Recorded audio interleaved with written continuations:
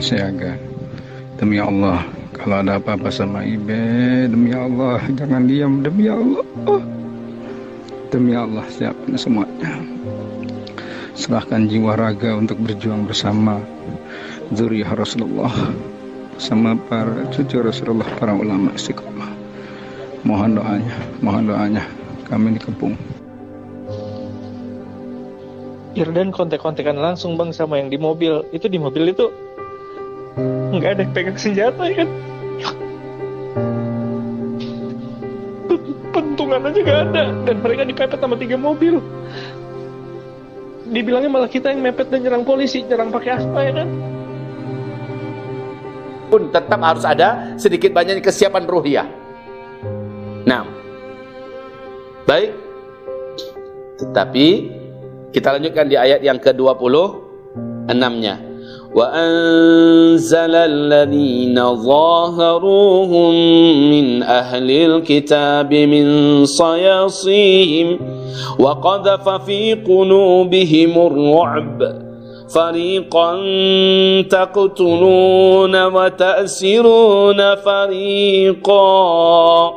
Artinya Bu, baca.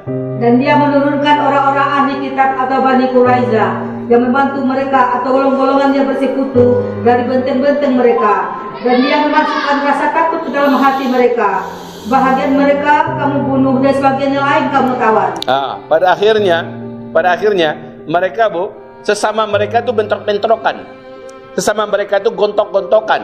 Pada akhirnya sesama mereka saling bunuh-bunuhan, saling perang-perangan sesama mereka.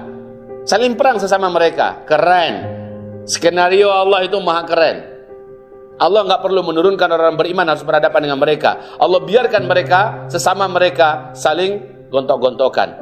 Pada akhirnya baru Allah hadapkan mereka dengan kita, ya. Dan pada akhirnya Allah akan jadikan mereka, sebagian mereka jadi tawanan kita, sebagian lagi habis oleh tangan kita. Ini ayat mengatakan loh Bu, pada akhirnya orang beriman pasti akan perang. Pada akhirnya orang beriman pasti akan perang. Aku ini diutus, kata Nabi Muhammad SAW, di akhir zaman ini membawa pedang, membawa tombak. Rezekiku, kata Rasulullah, ada di bawah pedang, di bawah bayang-bayang tombakku. Ini maknanya apa? Agama yang dibawa oleh Nabi Muhammad SAW pada akhirnya nanti akan dimenangkan dengan pedang, dengan tombak, maksudnya dengan kekuatan, dengan besi. Pada akhirnya memang berawal kita dari dakwah, dari seminar, dari amar bil ma'ruf nahi anil munkar, dari pokoknya dari acara-acara ilmiah, ya, berawal dari situ. Tapi pada akhirnya Allah akan takdirkan kemenangan ini adalah melalui as-saif, melalui ar-rumh pada akhirnya. Dan itu sesuatu yang tidak kita inginkan semua, tetapi itu jalur yang harus dijalani. Ketika jalur itu terbuka, pasti saat itu sudah ada orang-orang beriman yang sudah siap menempuh jalur itu. Kalau sekarang bagaimana saya katakan kepada ibu? Sudah siap orang-orang beriman? Saya katakan belum. Maka benar para alim ulama yang mengatakan tahan diri. Benar sekali para alim ulama yang mengatakan sabar dulu, tahan diri dulu. Apalagi di akhir zaman Nabi mengatakan senjata kalian pada masa itu adalah sabar dan yakin. Sabar dan yakin. Sabar dulu, sabar. Tapi Allah akan lemahkan dulu musuh-musuh kita, barulah Allah bukakan pintu kita. Saat itu kita melihat bahwa kita sudah sepadan dengan mereka. Kalau sekarang belum, Bu. Ya, kalau sekarang ini sabar dulu. Sabarlah dalam sholatnya, sabarlah dalam puasanya, sabarlah dalam zikirnya, sabarlah dalam ibadah-ibadahnya, sabarlah dalam menahan diri dengan maksiatnya, sabarlah untuk tetap taat kepada alim ulama, sabarlah kita di akhir zaman ini, sabar dan yakinlah bahwa Allah akan membukakan pada waktunya, yakinlah Allah akan menangkan kita, yakinlah bahwa pada akhirnya kita yang akan kembali memimpin seluruh dunia dengan syariat Allah Subhanahu wa taala. Amin. Baik. Lanjut ayat yang ke-27. Ini cantik betul. Wa awrathakum ardahum wa diyarahum wa amwalahum wa ardan lam tata'uha wa kana Allahu ala kulli syai'in qadira.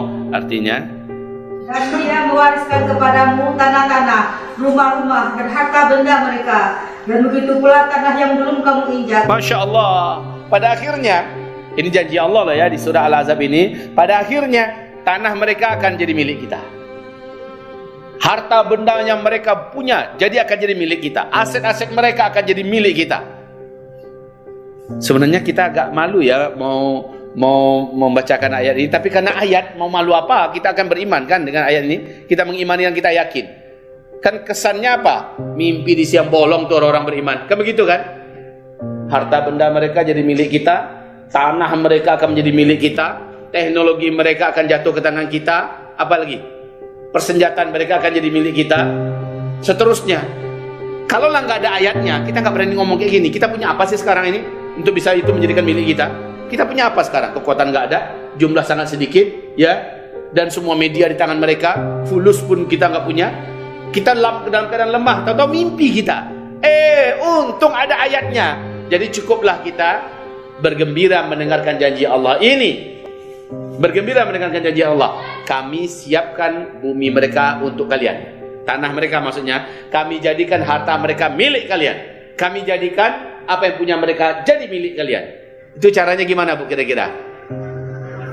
Melalui perang apa tidak nih? Melalui perang apa tidak? Iya. Nggak mungkin orang itu tiba nyerahkan aja, itu nggak mungkin.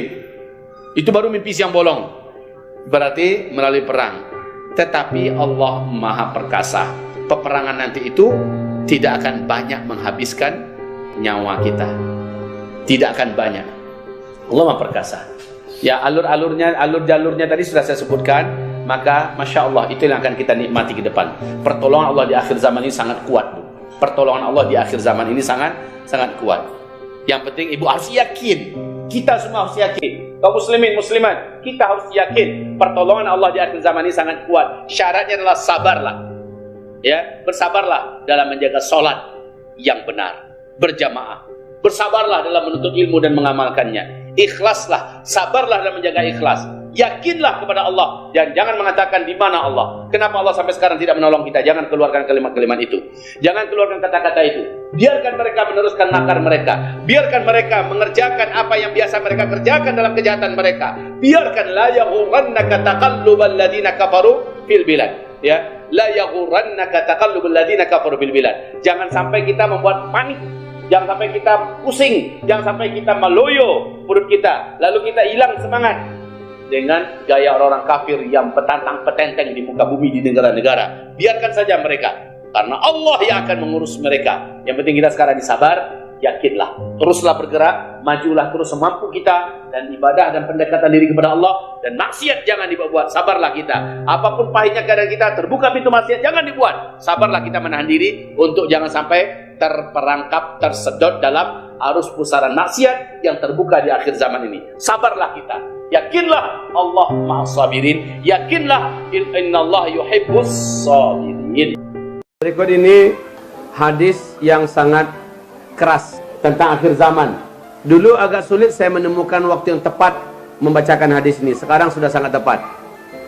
Bunyi hadisnya adalah sayakunu min ba'di umara, akan datang sepeninggal aku nanti para pemimpin-pemimpin yazlimun, mereka adalah pemimpin-pemimpin yang zalim, wa yakdzibun, dan zalim mereka juga bersama dengan bohong.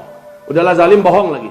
Faman saddaqahum bikadzibihim, siapa yang membenar-benarkan kebohongan pemimpin yang bohong itu, wa yu'inuhum ala zulmihim, dan menolong mereka padahal mereka sudah zalim, tetap aja mau jadi pegawai mereka, tetap saja mau dibayar oleh mereka, disogok oleh mereka, dijadikan sebagai pengacara mereka. Di penghujung hadis apa kata Nabi? Fa innahu laisa minni walastu minhu, aku tidak mengakui dia adalah umatku, dan aku tidak akan pernah mau mengaku bahwa aku adalah bahagian daripadanya. Saya bukan nabi dia bukan umat saya, kata Nabi. Masalahnya hadis ini bukan hanya berlaku untuk Indonesia. Hadis ini